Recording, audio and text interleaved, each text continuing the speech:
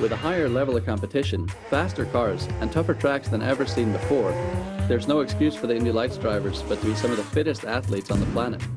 And in order to build this fitness, most Indy Lights drivers now reside in Indianapolis, where they have full-time support from racing-specific training centers, such as PitFit training. Training as a race car driver is very different than training in your normal training program. We do a lot of work on the neck, core stability. Reaction training is very important.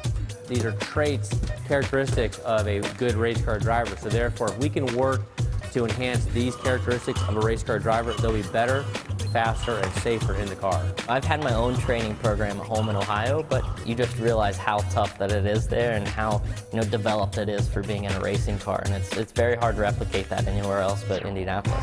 The physical exertion required to drive a race car is like that of no other sport. And that exertion must often be delivered under the extreme demands of heat and speed. Imagine 200 miles an hour through a winding Death Valley canyon while being pursued by 15 others.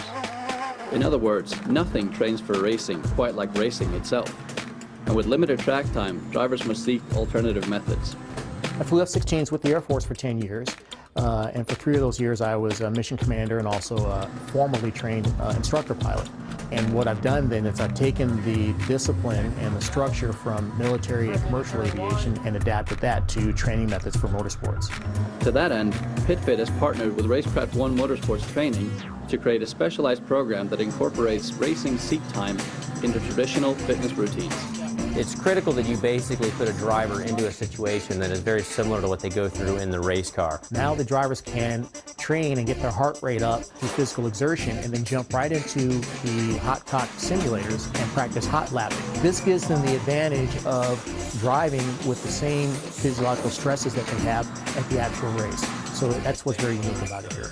As the world of motorsports grows ever more competitive, the opportunities to gain a performance edge diminish.